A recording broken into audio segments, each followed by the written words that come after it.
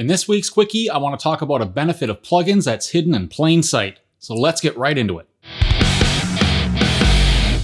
What's shaking, gang? Mr. Jeff here, and hope everyone's doing well. So in this video, when I'm talking about plugins, I'm specifically speaking about plugins that are, say, modeled after analog hardware, guitar amp sims, drum or piano libraries. If it's emulating or sampled from something that exists in the real world, that's the kind of plugins I'm talking about today. So what exactly is the benefit to these types of plugins? Well, it's threefold, really. Now, the first part goes without saying. We can get all sorts of stuff inside the box that if we were to buy in the real world would cost us a small fortune.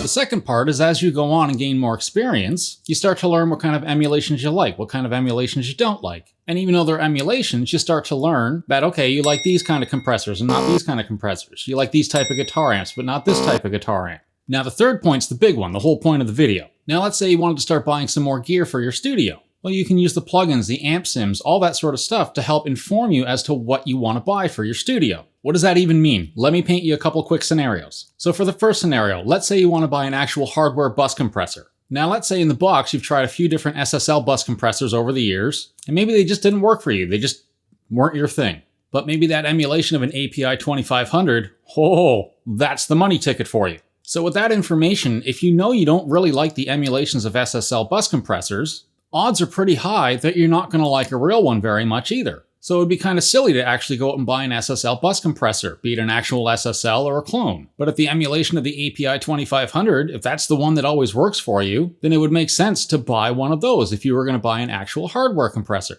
Let's look at one more quick scenario. Let's say you've been using Amplitude to record your guitars for years, and now you want to start miking real cabinets and real amps in your studio. Again, let's say in all the years you've used Amplitude, you've never really jived with an SM57, but the 421, that just always seems to work for you. So now if you're going to start recording and miking real cabinets, it would be kind of dumb to go out and buy an SM57, because if you never got along with the software version, you're probably not going to get along very well with a real SM57. So in that case, you already know what you like. Go buy a 421. Because again, if you like the emulation of it, then more than likely you're going to like using the real thing just as much, maybe even more. So if there's any gear that you're thinking about buying, obviously if you can rent it or borrow it to try it out beforehand, that's always the best solution. But depending on where you live, you might not even have that option. So taking a cue from the types of plugins and things that you use, that would be the next best thing. Anywho, I hope you guys found this tip useful. I just want to thank you all for watching, and I'll see you guys in the next one. So take it easy. Bye.